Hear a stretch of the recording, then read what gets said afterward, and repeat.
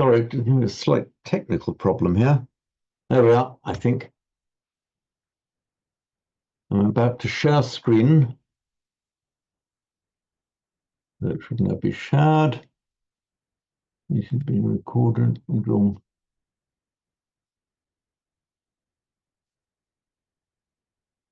Okay, here we are. So what we're starting off today, just completing verse 4 of the Mangala Sutta, and then going on to Dhammapada, chapter 9, verse 8. Let me call up the Mangala Sutta.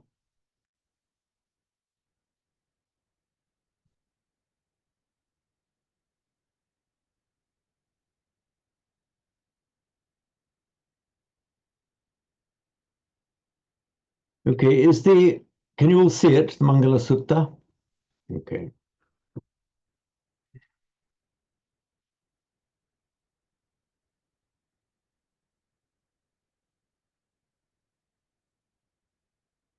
I'll just read it through for you.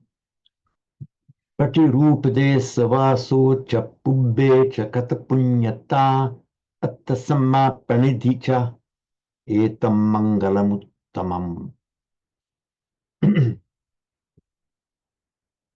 Can somebody please remind me, I made an inadequate note. Rather didn't made an inadequate note in my brain, which as time goes on becomes more and more inadequate. Had we reached the end of line 1 and we're about to do line 2, or had we even started the recitals?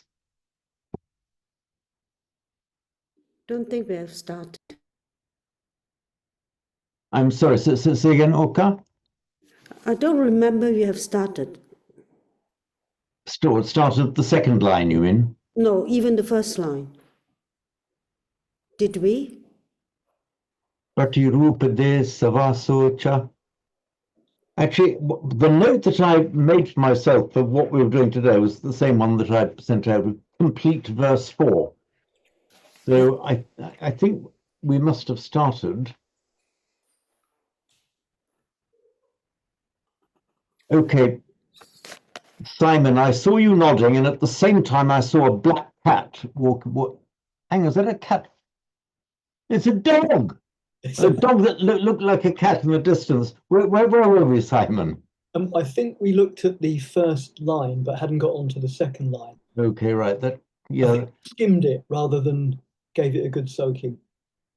Okay, right. Okay. Oh yeah, I remember now. We have a little time left, and you went on to 4, and we touch upon the first line, and then time's up. Okay, right. Okay, that sounds that sounds correct. Thank you, Orkan and Simon. So Patirupade Savasocha Pubbecha Katapunyata.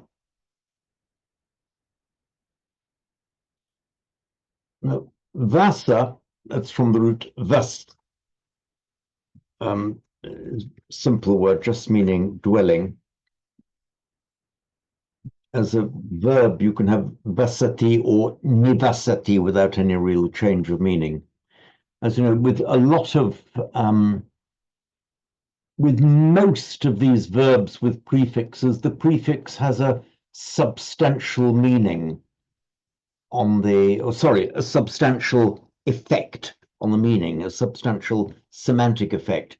Occasionally, a word is used with a verb is used with a prefix where it doesn't really affect the meaning.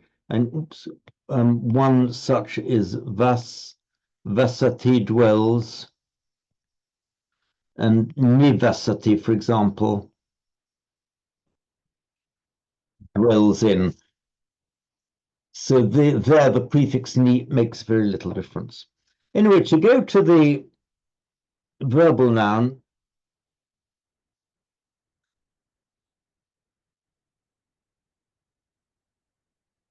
as we know, the roots with a short a followed by a single consonant very frequently make their verbal noun by lengthening the a. Vasa, vad, to say vada, saying, and by extension teaching or doctrine, as in Theravada, the doctrine of the elders. While on this point, by the way, I should mention from our root bhu, we have oh,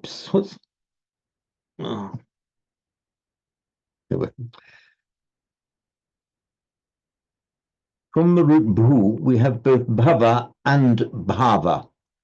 We have both words as verbal nouns from the root bhu. They both, in their fundamental sense, they both mean being, just from the root bhu, to be. But there is a subtle distinction between them. Mark well, because you'll see it again and again.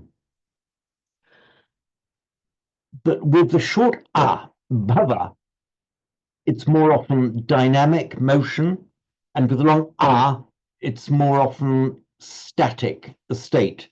So that's why you have bhava, meaning becoming, coming into being. For example, in Sanskrit, punarbhava, and in Pali, punabhava, means again being, which is one of the words, maybe even the most common word for rebirth.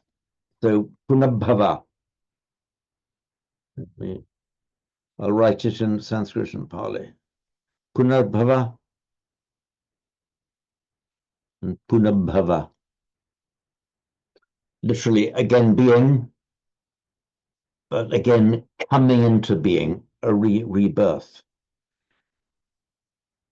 We have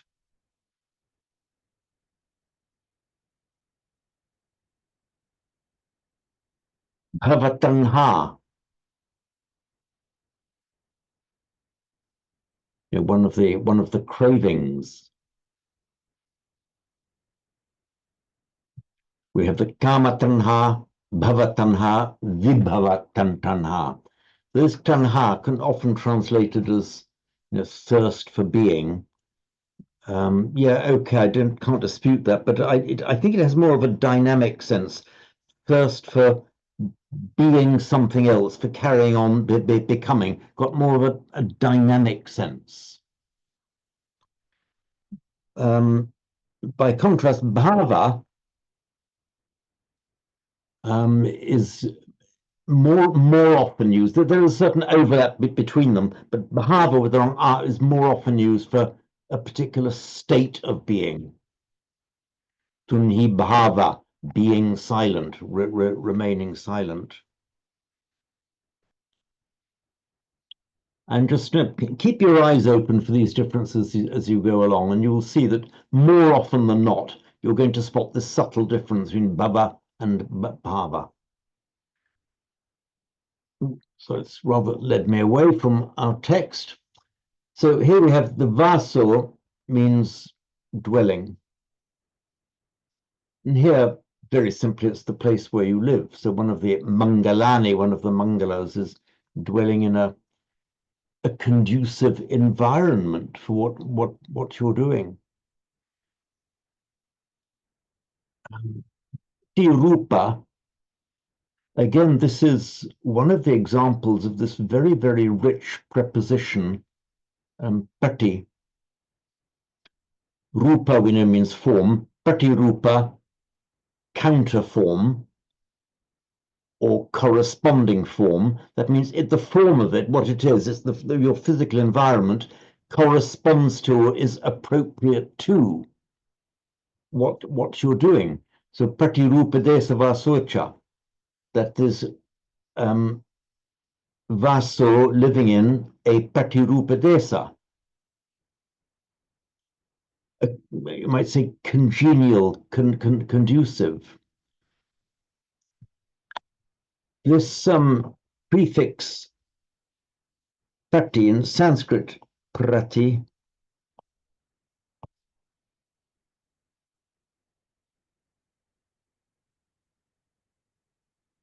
in Pali. You're right. Sorry, here we are. Thank you. So prati in Sanskrit, and in Pali, you find it's mostly pati with a ta, the subdotted t, but sometimes pati without any distinction of meaning. It's one of those cases where it's just sometimes one, sometimes the other. So this root, sorry, this prefix, this upasarga, prati, pati, pati, often has some very, very, oops, oh, sorry, lost me.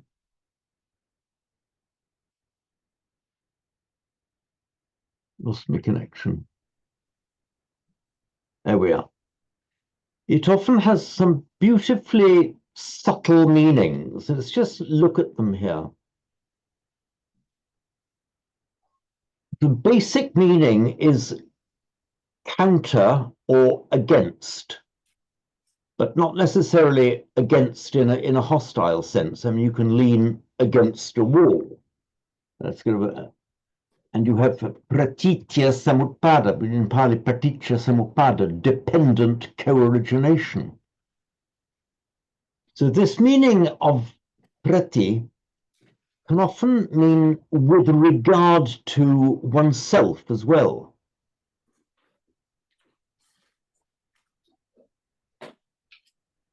In the Itipiso chant, sorry, somebody's just trying to get in. In the Itipiso chant, we have Swakhato Bhagavata Dhammo Tandittiko Akaliko Ehipassiko Opanayiko. What comes next? Pachattam Veditabbu Vinyuhi. I could see you mouthing that very accurately, Shri Nimala. Yeah, there are several of us who know that very well by heart. Pachattam Veditabbu Vinyuhiti. How many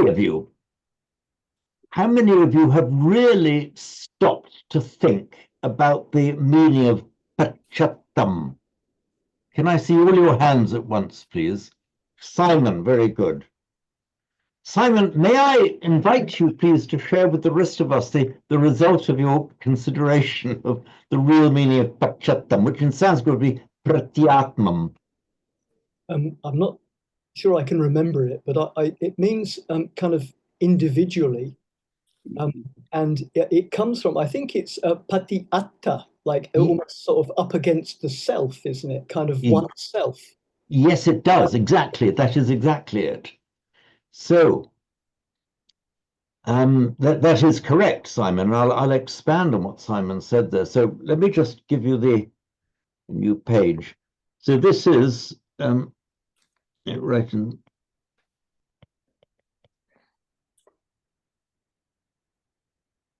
So in Sanskrit, we pratyatma with regard to oneself, and in Pali, it is pati plus patyattam, which then by sandhi becomes pachattam veditabbo. So pratyatma, this is another demonstration of the use of prati, that you've got to understand veditabbo, it is to be known.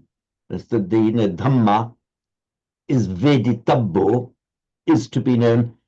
Pratyatmam, Pali pachattam, with regard to oneself, for oneself. In other words, not from what somebody else has told you, useful though that may be, but the goal is really to understand it with regard to yourself, in yourself, for yourself. Now, there are numerous explanations of these prefixes. I think I'd go as far as to say I put my money on prati being the most subtle and complex of them all. You get grammars of Sanskrit and Pali, even highly regarded grammars like Mania Williams, Whitney, MacDonnell, and you get the ones in Pali, kind of Warder, to a certain extent, Lilias de Silva, who will give you a little bit of what these prefixes mean. It remains, even to this day, I kid you not, even to this day, 2 days after St. Patrick's Day, 2025, something of a mystery to me why these very knowledgeable and careful and helpful writers of grammars have devoted so little attention to exploring in greater depth the meanings and ramifications of the prefixes. The later edition, revised edition of the Pali Text Society's dictionary does to a certain extent and makes very good headway on it. But it is sorry.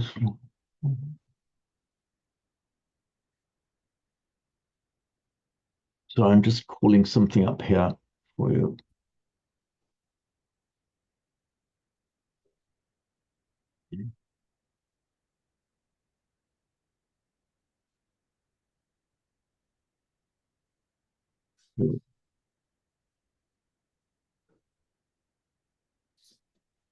This just to give you an example here, because of the huge variety of meanings. Some time ago, I started trying to classify and sort out and delve a little bit deeper here. Bit by bit, I'll publish these things. So you'll say that okay. If you look up in one of these grammars, say the basic meaning of this prefix is towards. Okay, well, so far so good, but that gets only a tiny little part of the story. It very often has the idea of something befalling you, something bad happening to you. The idea of aggression is got a dynamic action. For instance, dynamic action. For example, janati, to know. He knows. Ajanati is more than, what does mean there? One of the most beautiful stories, and it's very simple, from the whole of the life of the Buddha, is when he's preaching his first sermon to his group of 5, and Kondanya gets it. You know, Anyasi Kondanya, Anyasi, welcome, Sanyu, Anyasi Kondanya. You know, it's like a shout of joy from the Buddha. He's got it.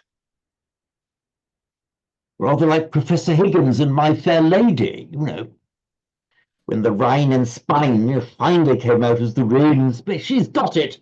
By George, she's got it.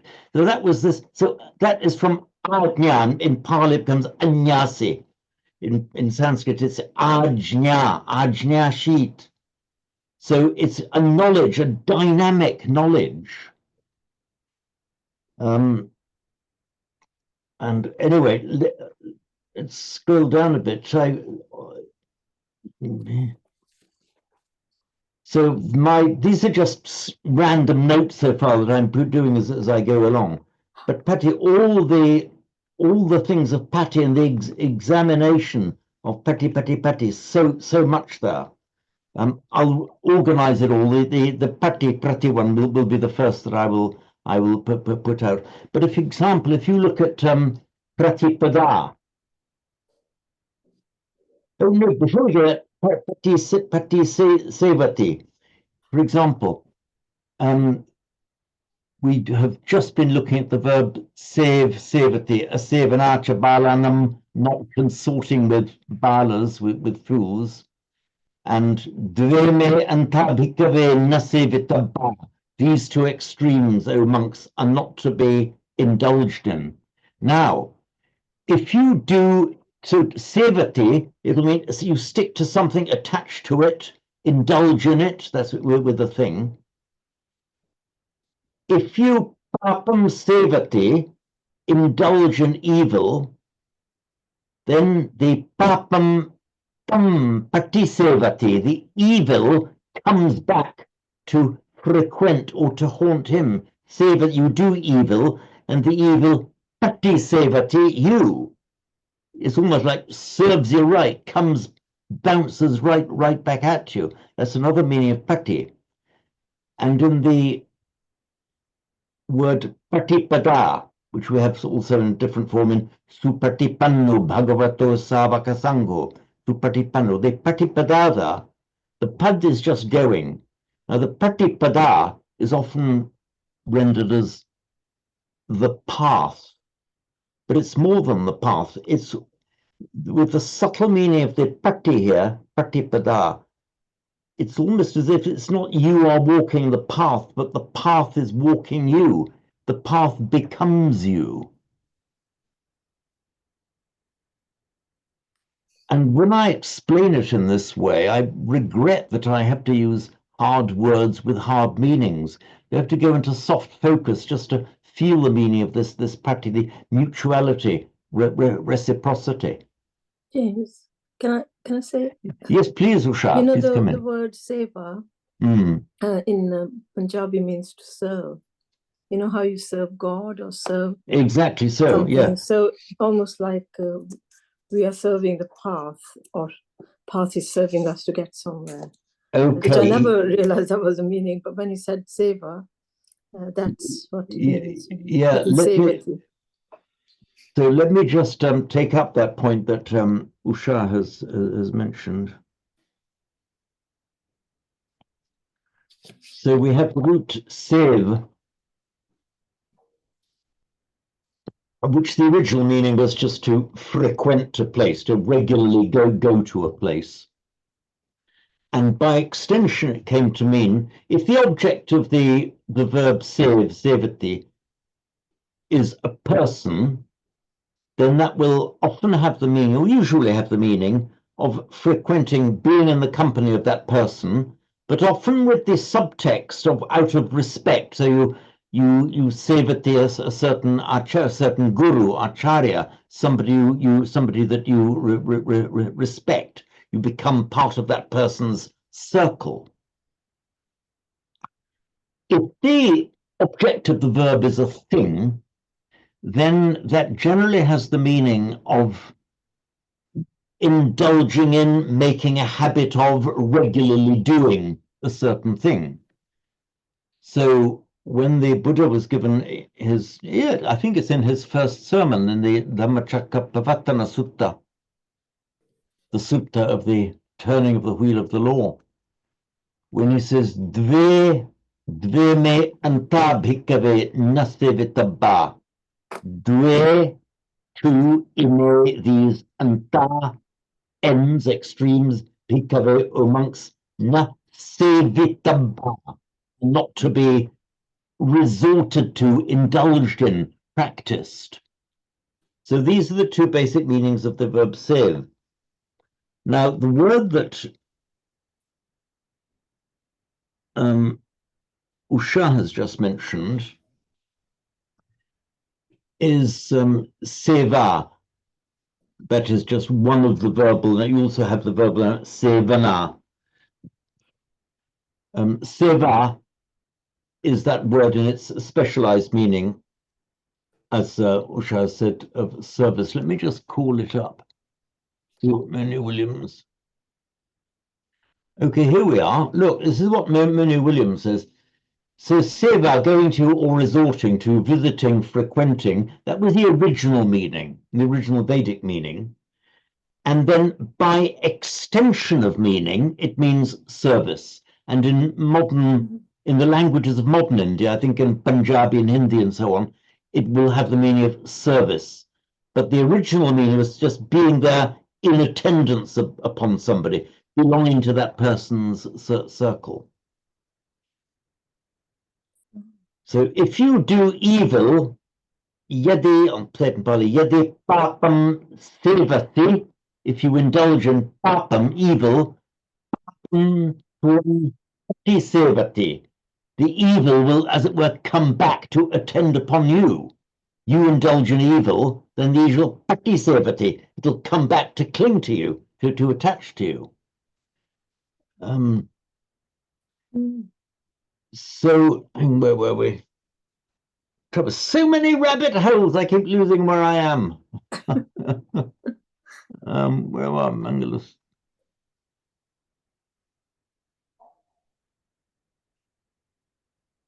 Right, now to our very first word, Patirupa.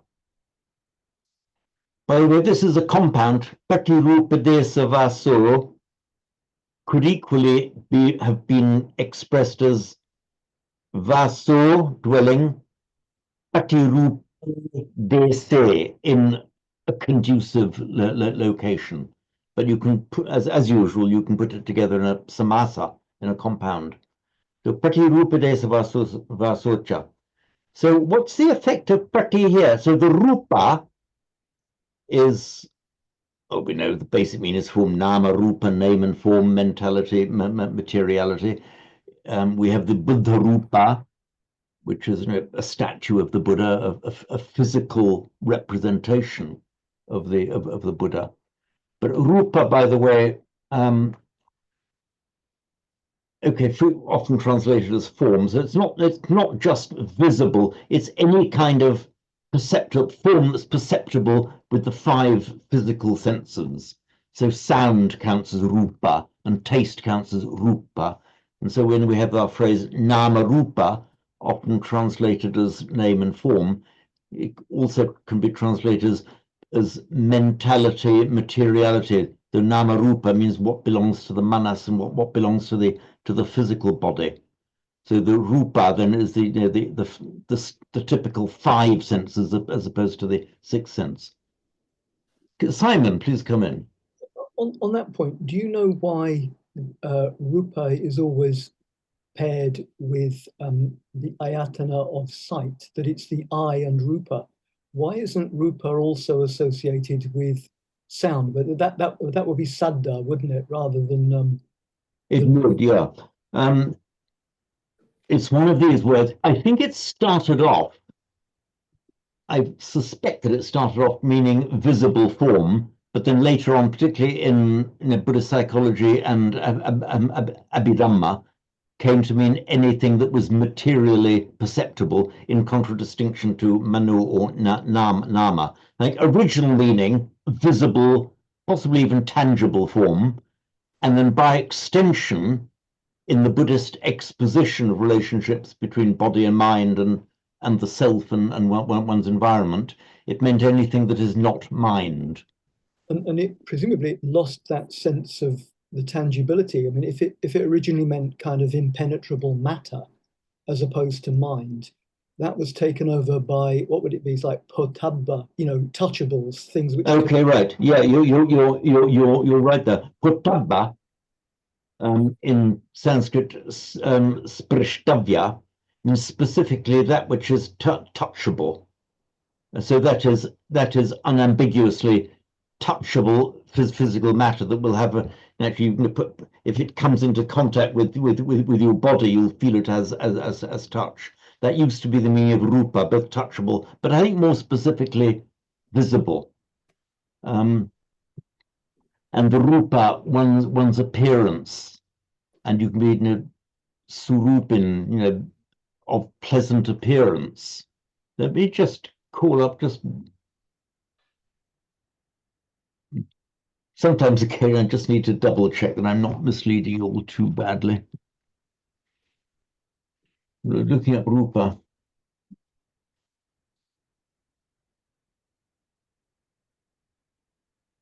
Okay. Rupa, then any outward appearance or phenomenon or color, form, shape, figure. So, Pachati Rupam. So it seemed to start off with the visible or tangible form, and then by later extension comes to be used in contradistinction to nama. But here, Patirupa desa, I interpret as meaning not just that the place looks nice, but everything to do with the physical sensations that you have. And for example, if you're, if you want to be, have your little meditation retreat, it might look lovely, but if it's right under the extractor fan of a very noisy kitchen, it might look beautiful if you're looking the right way, but if you're right under the extractor fan of a noisy kitchen, you're going to have smells and sounds. So those, although they're not tangible or visible, they are nevertheless part of rupa. So I think one can test this by saying, okay, let's think of what a patirupa desa is. If you have something that is very beautiful, but just outside the extractor fan of the noisy kitchen, is that patirupa? Clearly not. So rupa, I think, has to extend here to all of the rupani, all of the types of rupa. So here, where there is a patirupa, its rupa corresponds to what you need to do, corresponds to the kind of life that you want to live, to the brahmacharya, whatever dhammacharya, whatever holy life you want to live. So dwelling in such a place, pubbecha katapunyata.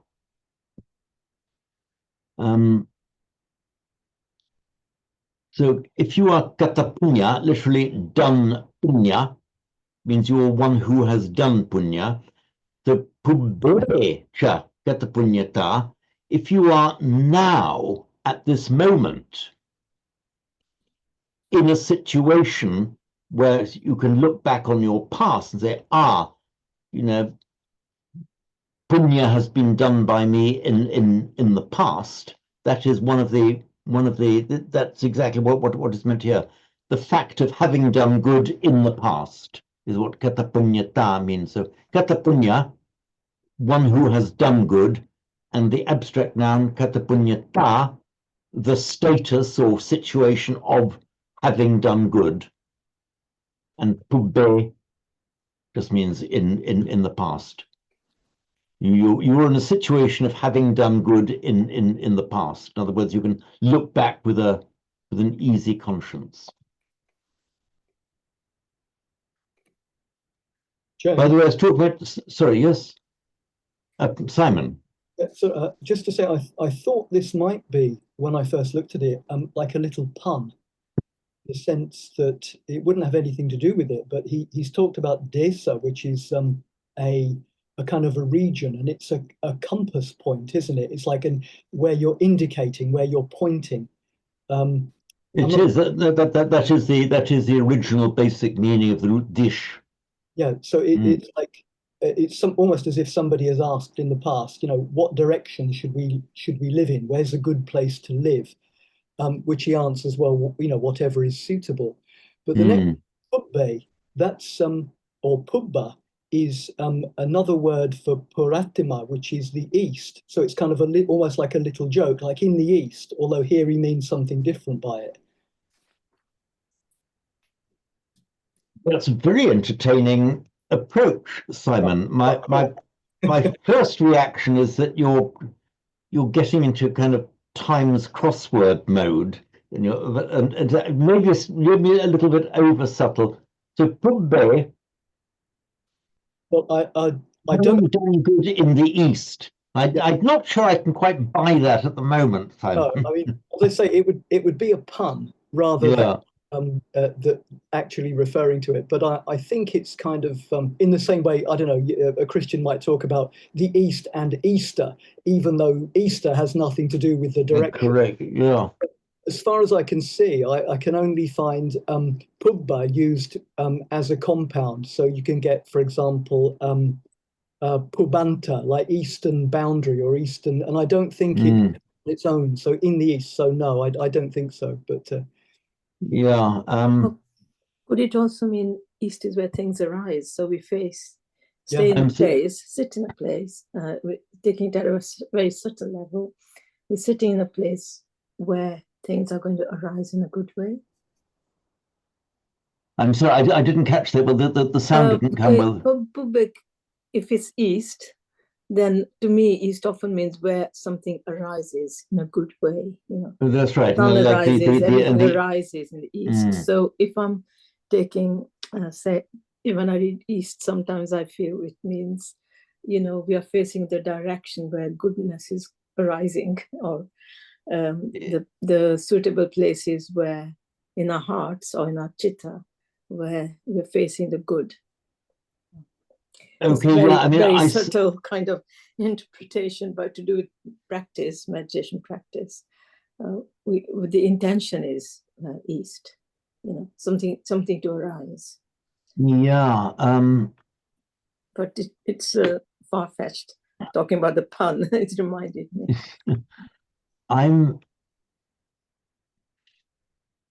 You see, the purva, it's purva, of course, in Sanskrit. I mean, it would be quite a stretch of the imagination. I do welcome these flights of fancy. Quite a stretch of the imagination to make pubbe mean east here, because it clearly refers to past time. I mean, I think it does. Is anyone going to... Yeah, I like that it said you have a clear conscience. Yeah, I think it does refer to past time rather than good deeds that you happen to have done in the East. Well, what about all the good deeds you've done in the West and the North and the South? Aren't they equally valid?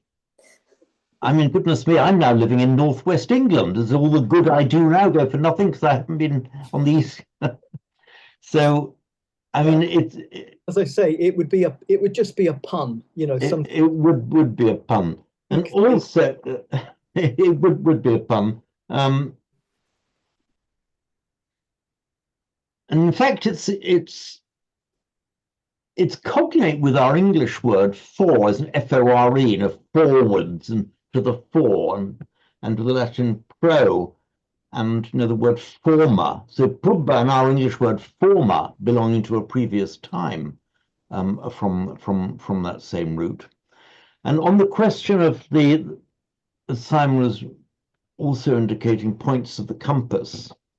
The root dish,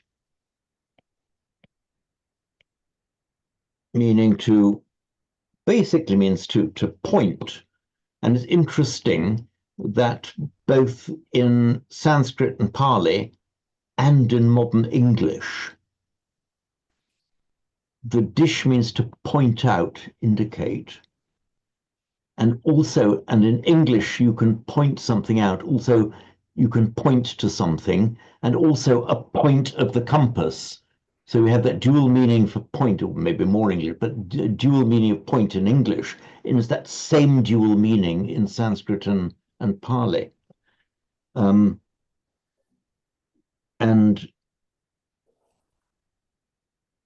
so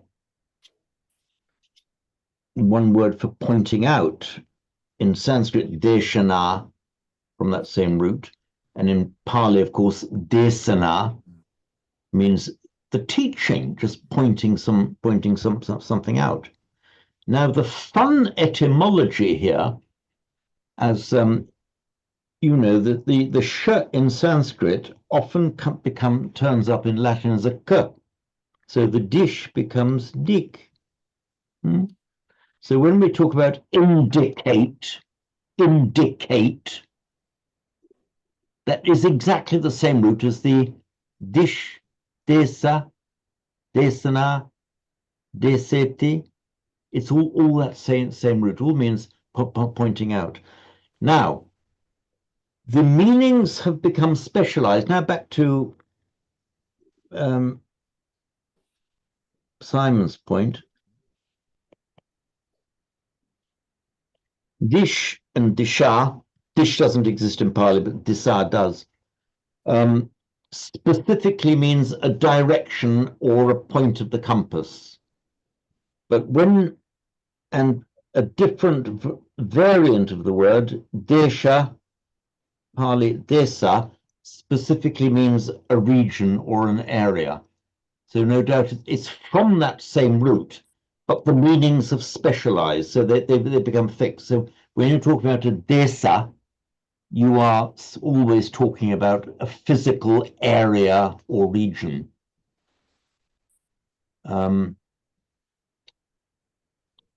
and in Sanskrit desha, and in the languages, the modern languages of northern India, it's just become desh, as for example, Bangladesh is that same word, the land of the Bengalis, Bangladesh.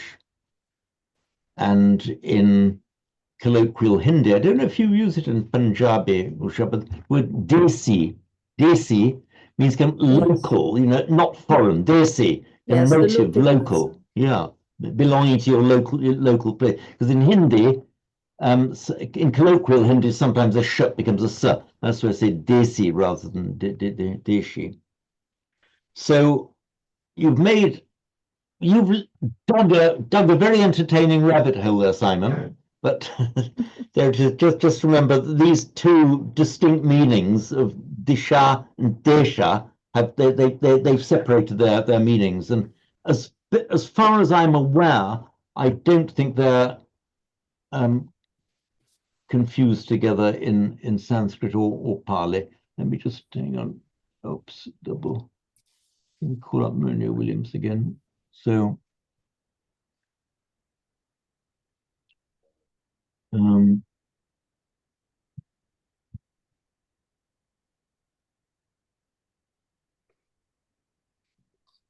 Okay, so dish, this is the verb dish, to point out or show.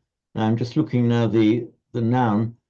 So the dish, this is one of these where the ending in a consonant, this is Sanskrit now, a quarter or region pointed at, a direction, a cardinal point. And this again where you have the same dual meaning, a point of the compass actually pointing at something. And then all directions everywhere, hither and thither. Oh, so dish can be used for a country, especially a foreign country, but not commonly. But if from the same root now, desha, that specifically means a place or a part or a region. So I'm very pleased actually, Simon, that you've got these ramifications in your mind are leading you to see these points, even though on this particular occasion, I think that on the strict academic level, I think it's a blind alley, but it was certainly a fun one to go down. Speaking of rabbit holes, the brown dog you can see asleep behind me on the settee is a pointer. So I a pointer. be a desetica, I guess. Deshika, yes, yeah, yes. Or a deseta, it could be in Pali, a pointer. Where are we? Oops.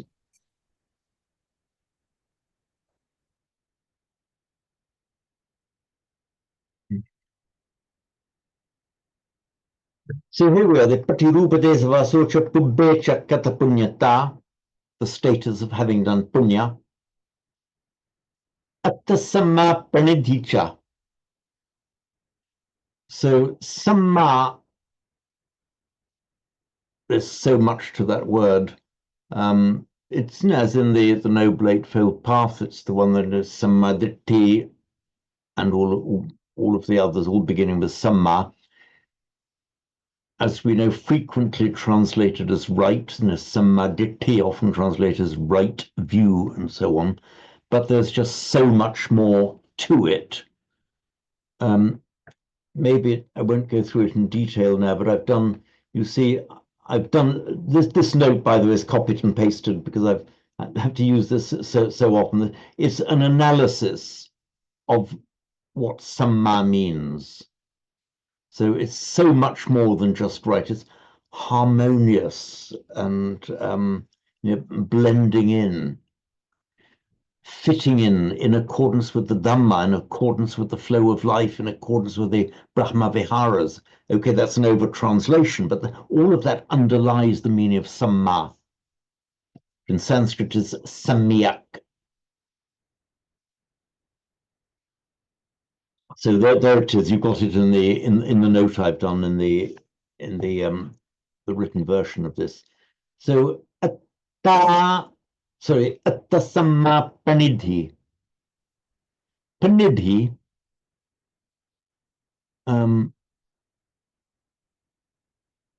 it's from the root dha, meaning to place or to put. I'll call up. Oops.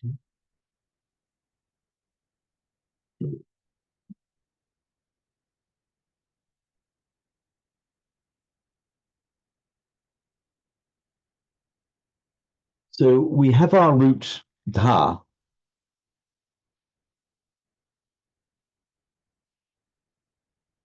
meaning to place or to put. In ancient times, and indeed throughout history in various languages, the notions of doing and putting were sometimes fitted within the same verb. So dha in pre-Vedic times, and we can get this because of what's happened to it in other languages, had the meaning of doing and putting. As it comes into Vedic and Sanskrit and Pali, it then has more specifically the meaning of putting. When that same root came into English, it had the meaning of doing. In fact, our English word to do is the same, etymologically the same as the dha. So do and dha are etymologically the same word. Note now that where you make a noun with an upasarga, a verbal prefix, plus dha, this root at the end, the dha becomes a di. So, for example, putting something together, some dha, to put together, some dha. That finishes up, that makes the word sandhi. So what happens is, remember well here, that the root dha, when it becomes the final member of a noun, it becomes a di. That accounts to sandhi. Sandhi, putting together. If you put some putting together, gathering in towards yourself and placing, gathering together some plus a plus dha. So from the verb samadha, now you can act it, gather in place, we get the noun samadhi. So that is the meaning of samadhi. It is the gathering in towards yourself, like the gathering in of the scattered mind. There have been various words used, various translations used for samadhi. Some translators, like Sujato, for example, prefer to use things like absorption, concentration. But here, don't ask me what the best translation is, because not only do I not know, how am I meant to know? We all know English equally well. My job, as I've repeated before, is to lead you to understand the Pali and the Sanskrit from the inside. This is one wonderful word, samadhi, where not only can you feel the force of it, you even mime it, the sun, the gathering in, towards you, the and placing. That's the tone and feeling of that word. Now look back to the word we're looking at here, panidhi. It's that same dhi. In Sanskrit, it would be prani, verb pranidha, and noun panidhi. Same phenomenon you see here. The root dha becomes di when it's the final element in a noun. So verb, for example, sandha, noun sandhi. Incidentally, this root dha in Greek makes the, or te, pronounced in classical Greek, or the or te in modern Greek. And it's the same word from which we get our English word thesis, or the Greek word thesis, something you place down. Now, sandhi turns up in Greek. Writing, James? Thank you. Sorry.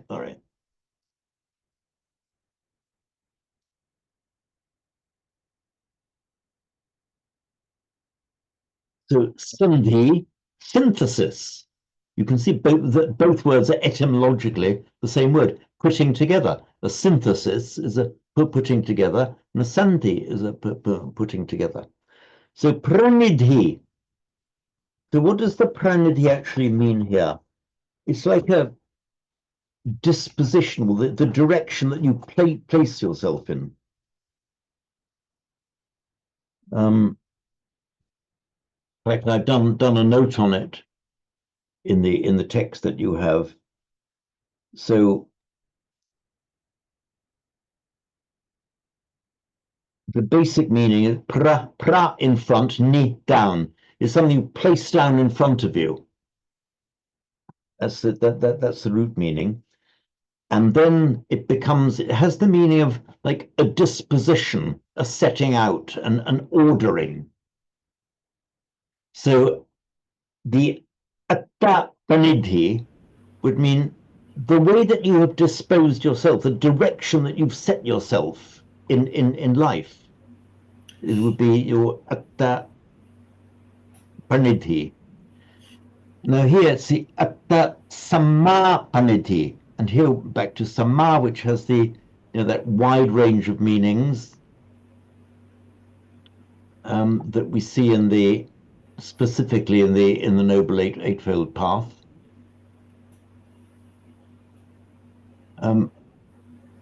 I've got something like it's either a gurgling washing machine or an underground train. Ah, Jeremy, sorry, it was yours. It's the air conditioning, sorry. Oh, what country are you in, Jeremy?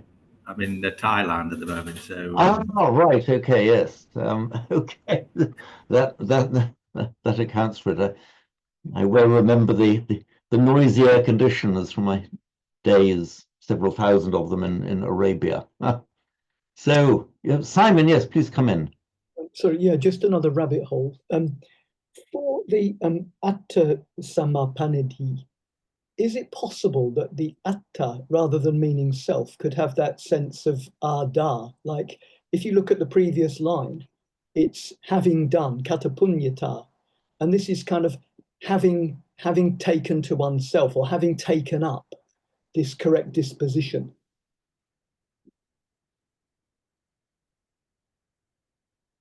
Linguistically, the answer is yes, it could. And I'll show you why.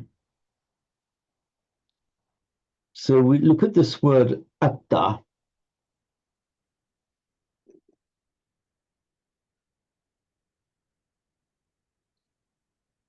And here, this is one of the difficulties, but occasionally it's a kind of interesting and useful difficulty for reasons I'll explain. If I forget, remind me, of Pali as opposed to Sanskrit. So in Sanskrit, we've got the Atma, stem form Atman, nominative singular Atma, combining form Atma, meaning, as we have loosely translated as the self. For example, Atmavada, which in Pali would be Attavada, is the doctrine that the real self exists, is what is the Attavada, the self saying, the doctrine that the self exists. So that becomes Atta in Pali. We also have from the root ap, the past participle apta. Ap meaning to obtain, to get. So apta in Sanskrit means got or obtained. We also have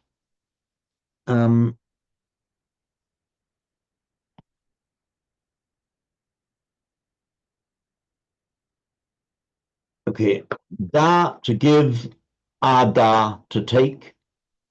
So the adinna, adana veramani, adinna, ungiven, adana, the taking, so the taking of the ungiven, taking that which is not given. That's the ada. The past participle of da is slightly irregular. It's not data, it's datta. Now, adatta,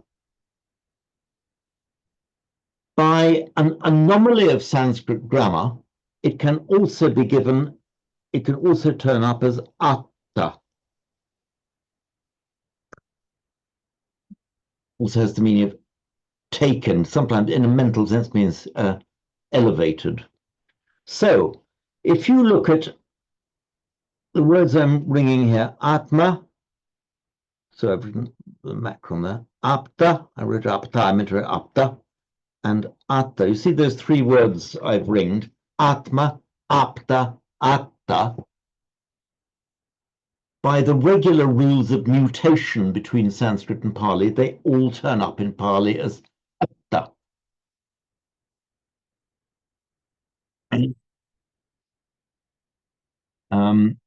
Mostly it is clear enough what's meant, but sometimes it's not, which can create a difficulty, but sometimes those difficulties can give you a dual meaning. Very, very often,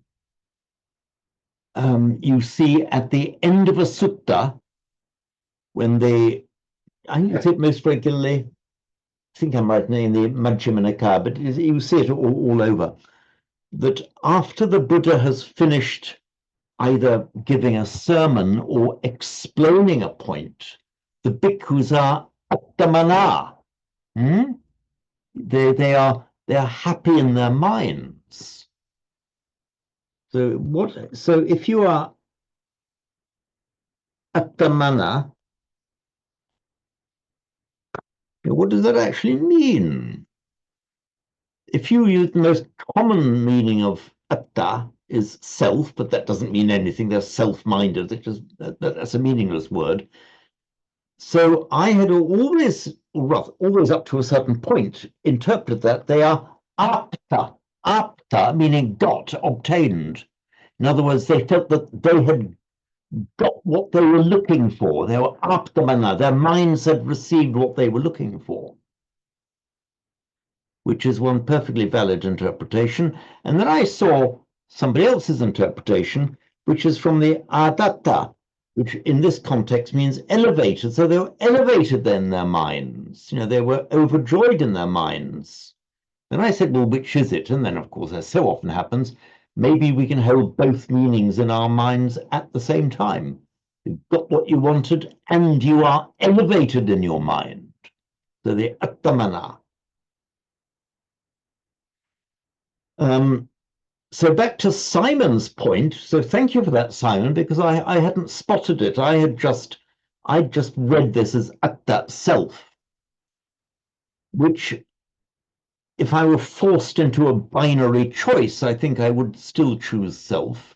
But now, as in the light of what you said, I will not exclude atta as meaning as equivalent to the Sanskrit apta, having got. So apta, if you translate into Sanskrit, then apta samyak pranidhishya. Yeah, having obtained a perfectly balanced disposition, having obtained, presumably as a result of some effort and work, a correct orientation, a correct disposition towards life. So yeah, I think it does work, Simon. I think we can hold both meanings. The meaning of atta, to Sanskrit atta, elevated. I don't think that would quite work here, but certainly the other two, the atma and apta, would work. By the way, another interesting little rabbit hole here, but they're both such common words, it's worth looking at them, is you have lab and ap, both these two roots. Lab and ap both mean roughly the same thing. They both have the idea of getting or obtaining. Labhati, he gets, apnoti.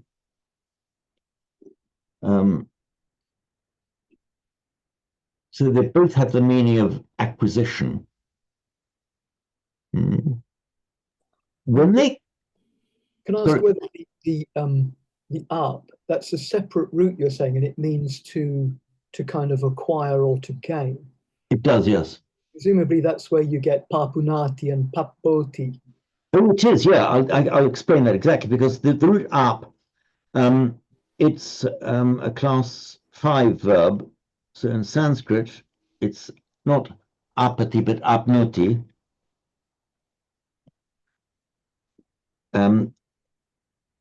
It is very commonly used with the prefix pra. So you get prap. And then Sanskrit, prap noti, and in Pali, tapoti. So you're right. It does exactly come from that. And with the prefix pra, it doesn't make any real difference. It's a bit like the root ha, meaning to leave or abandon. Often we find it with the prefix in Sanskrit pra, in Pali pa. It means it doesn't actually in this case doesn't alter the meaning much, if at all. We also then have the third meaning, which, I mean, if that's ada, taking up, because yes, you have this sense, I think for somebody who is violent, they say like attadanda, someone who's taken up the stick or the rod. And could it not mean that as well in this case? attadanda, exactly so, yes. And so it could be someone who was, I don't know if it's kind of mixing the directional metaphor here, but somebody who has kind of taken up this right orientation, who has it in hand, who has kind of taken it to themselves, taken their panidhi and kind of grasped hold of it.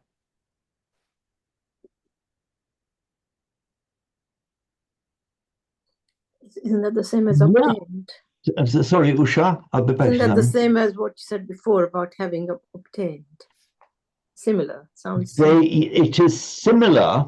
Similar, not same. It is similar, but they are actually from different roots. Apta means got, apta, but adatta, atta means having taken up.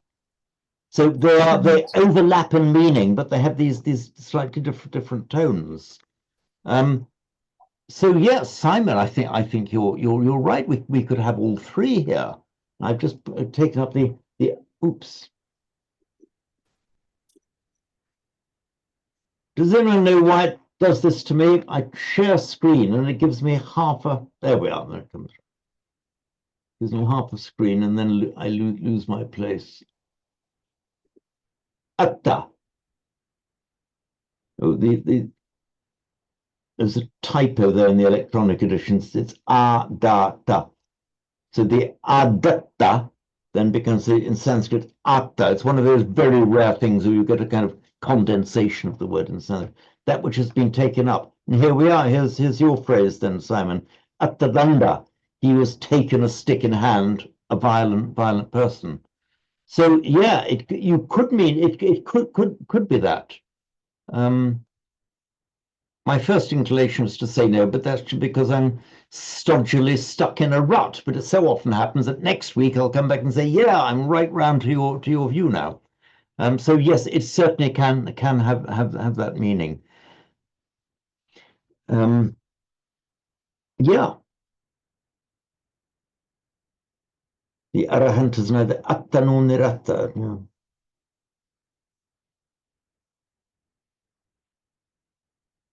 There's, you know, the akta as well. So, and here we have, you know, attamano, having an upraised mind. That was the one that I was talking about before. So, just looking back on these lab and up, which have overlapping meanings, both the idea of acquisition and getting. They have both come into Latin, and the meanings of both have subtly changed in Latin in the same way. So lab comes into Latin, I'm not writing in the American way, I'm writing in the Latin way. Labor, which I have in English as labor, is what you do in order to get something. So labor is not the getting, but the labor that you have to do to get your labor, to get your getting. And the same happens with up and op, opus, operare, to operate. So in other words, an opus is a work. So lab and up in Sanskrit, Pali, both have the meaning of getting, whereas the equivalent, etymologically equivalent words in Latin, labor, operare, opus, meaning the work that you have to do in order to get or to obtain. And incidentally, opulence, opulent, is what you have, the fact of having obtained much, wealth, of opulence. It's from that same root, op, and back to Sanskrit, up. So we have, thanks to Simon there, we see this very entertaining triple meaning, this Artasamma Pranidhi.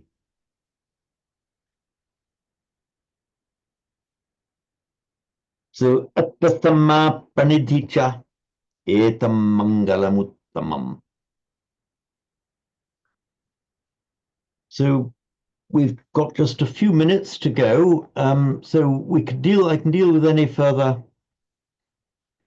queries, or if anyone has been busy with the spade for another rabbit hole, please invite us into the rabbit hole with you. James, can I ask something which I didn't ask before? Yes, please, of course, Usha. When you were doing bhava, the word bhava in the beginning. Yes, that's right. Bhava bhava, yeah. You know, when the Pali is bhavana, I often think it's just how it's translated in meditation, but it often to me means just how we be, you know. So is that a bit too simple? Sorry, it was the word bhavana. The word bhavana, okay. It's often translated as meditation. Indeed it is. I often wonder is how to live, you know, just how to be. Is that too simplistic? It's not too simplistic. In fact, it's not simplistic at all. But just one thing, remember, there is an element of activity as opposed to passivity. Yes. in bhavana. Let me just explain. Bhu, present tense, bhavati, and alternatively in Pali, but not in Sanskrit, we have huti as an alternative, bhavati, and that makes these verbal nouns, more than one verbal noun, but we have bhava and bhava, that I've just been describing. Now, back to Usha's point, bhavana, bhu, to be, it's an intransitive verb, just to be. We can make it a causative verb, to cause to be, to bring into being, to make to be.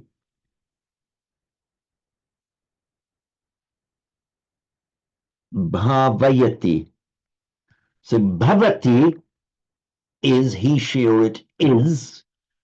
Bhavayati, also in Pali bhaveti, the same,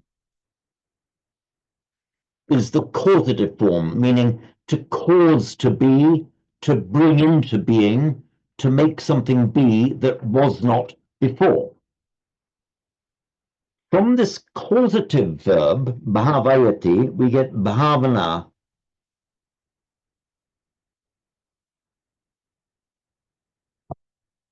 And bhavana was the word then that Usha was mentioning, which is often translated as meditation, one's practice, more specifically one's practice in a broader sense. But bhavana literally means bringing something into being, creating something, making something be. Also, not just making something be that didn't exist before, it also has the meaning of increasing the being of something that already existed.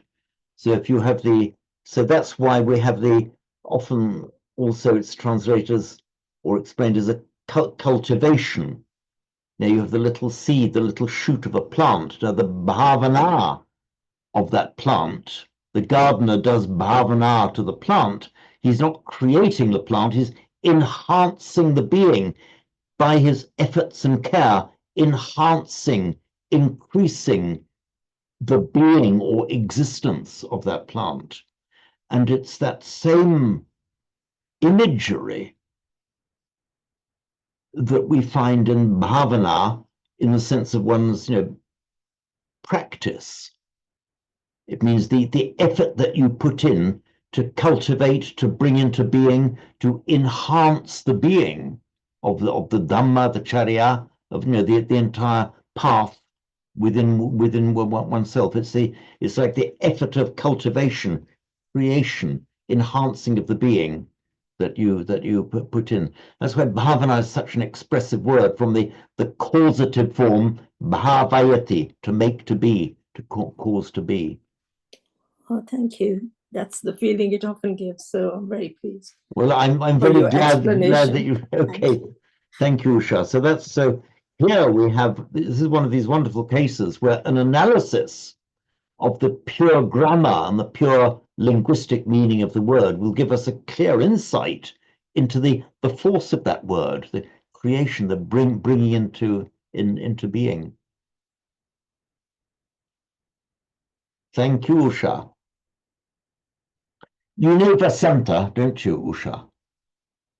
And did you realize that your names come from the same root? Yes, you did quite a while ago. Say. Okay, right, totally good. Yes, it's from the root vas. Oh, by the way, just look the root vas, meaning to dwell. There's an entirely separate root which means shining or brightness, and from that same root we get vasanta and usha as well. Okay, so we've just gone one. So I will. So lost things on this screen. Oops, why have I lost things on this screen? Oh, okay. So I will bid you farewell then, and see you next week, I hope. And some of you for Sanskrit soon. Okay, thank you very much then. Thank you. Bye. Thank you. Bye. Thank you. Okay, thank you. Bye. Bye. Thank you. Bye. Bye. Bye.